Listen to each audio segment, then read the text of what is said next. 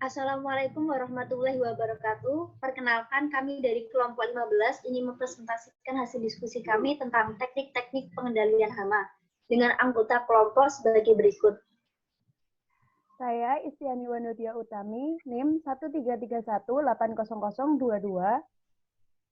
Saya Aura Fida Rahmadina dengan NIM 1331995. Nama Luksita Chandra Kusuma, NIM 133190085. Tujuan pengendalian hama. Definisi pengendalian hama yaitu tindakan untuk mengatasi serangan atau gangguan hama terhadap tanaman, dengan tujuan untuk mengupayakan agar populasi hama tidak menimbulkan kerugian melalui cara-cara pengendaliannya efektif, menguntungkan, dan aman bagi lingkungan. Dalam upaya pengendalian hama, terdapat dua pendekatan. Pendekatan yang pertama adalah pendekatan secara proaktif, yaitu upaya mengekang perkembangan hama agar populasinya tetap di bawah ambang ekonominya. Yang perlu diperhatikan dalam pendekatan proaktif adalah penanaman varietas tahan, cara bercocok tanam, dan penggunaan musuh alami. Dan pendekatan yang kedua adalah pendekatan secara reaktif, yaitu upaya menekan perkembangan hama agar populasinya kembali di bawah ambang ekonominya.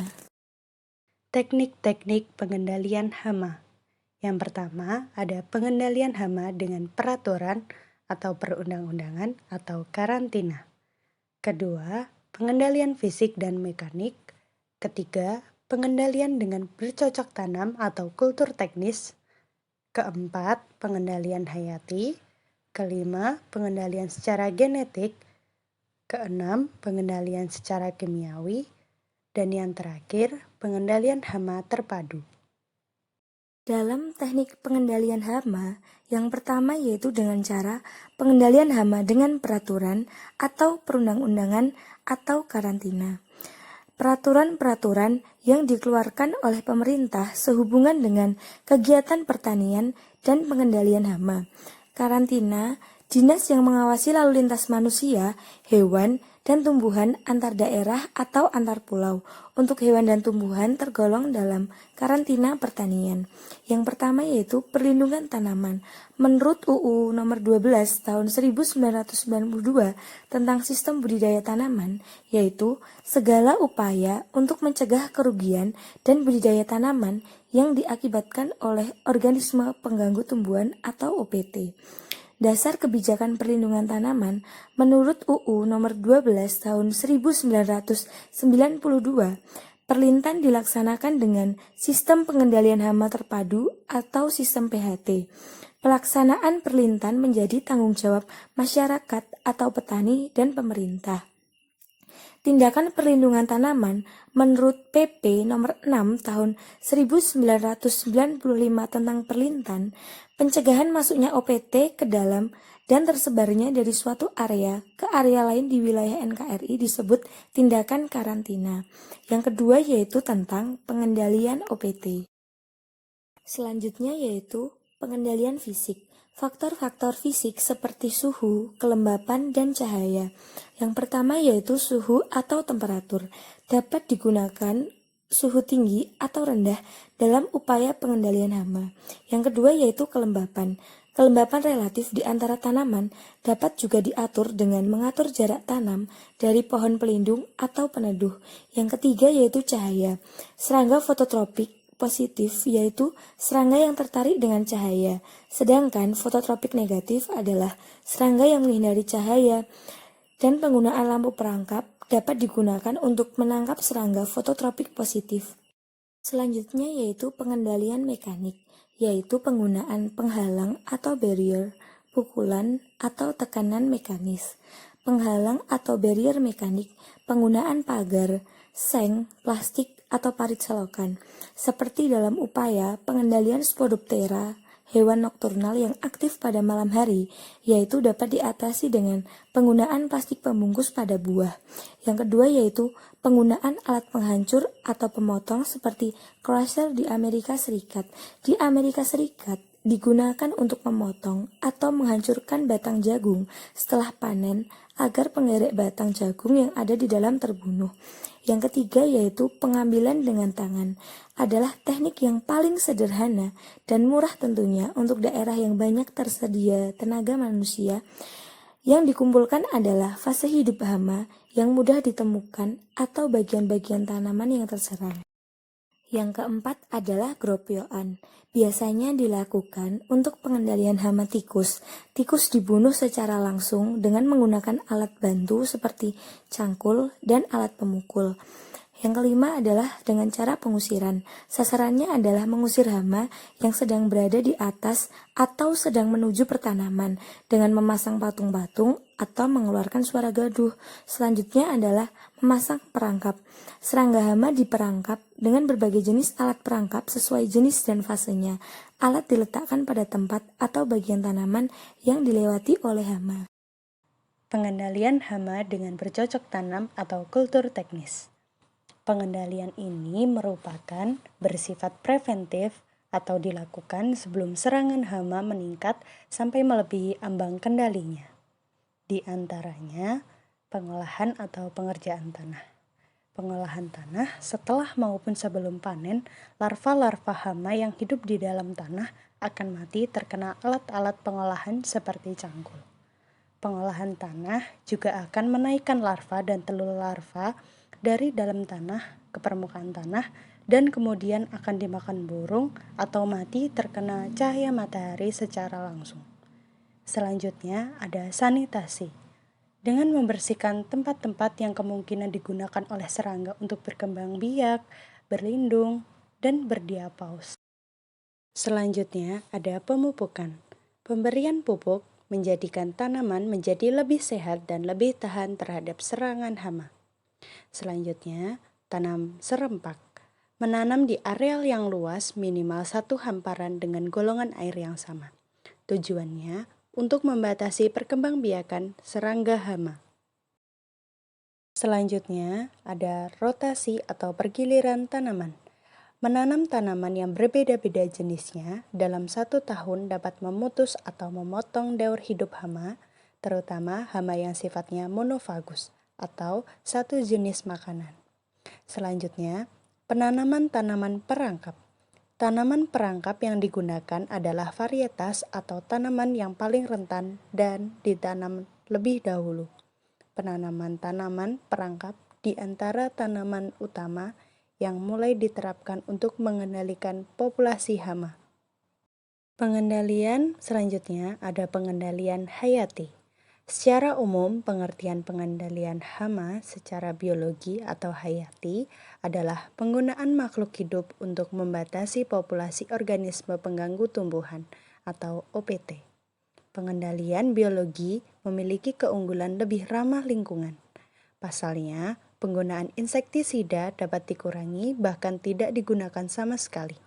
Kunci dari pengendalian hama secara biologi adalah mengenal lebih dahulu aspek biologi dari serangga itu sendiri. Aspek biologi dari serangga antara lain siklus hidup, umur, dan deskripsi masing-masing spesies. Berikut beberapa teknik pengendalian hayati. Yang pertama, inokulasi. Pelepasan musuh alami seperti predator atau parasitoid dalam jumlah yang sedikit diharapkan musuh alami mampu berkembang biak. Yang kedua, inundasi.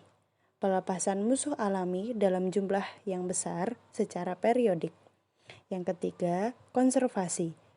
Menciptakan lingkungan yang mendukung dan menguntungkan untuk perkembangan musuh alami. Musuh alami serangga hama seperti predator atau pemangsa yang dimakan disebut mangsa. Yang kedua, parasitoid yang diparasit disebut inang. Yang terakhir, patogen seperti mikroorganisme penyebab penyakit, cendawan, bakteri, virus, protozoa, nematoda. Pengendalian hama secara genetika merupakan pengendalian serangga hama dengan menggunakan jenisnya sendiri, bukan musuh alaminya. Contohnya, penggunaan serangga jantan mandul. Teknik pemandulan, radiasi sinar X, ronsen, atau dengan isotop CO60 menggunakan bahan kimia kemosterilan. Penerapan di lapangan, pelepasan serangga jantan mandul dalam jumlah besar dengan harapan agar berkompetisi dengan jantan fertil atau tidak mandul dalam mendapatkan betina. Selanjutnya, pengendalian secara kimia. Pengendalian secara kimia yaitu menggunakan bahan kimia beracun untuk melindungi tanaman atau hasil tanaman. Bahan kimia tersebut disebut pestisida, pes yang berarti hama, dan sida yang berarti racun. Keuntungan penggunaan pestisida yaitu praktis, cepat, sifat-sifat penggunaan dan cara aplikasinya mempunyai kisaran yang luas.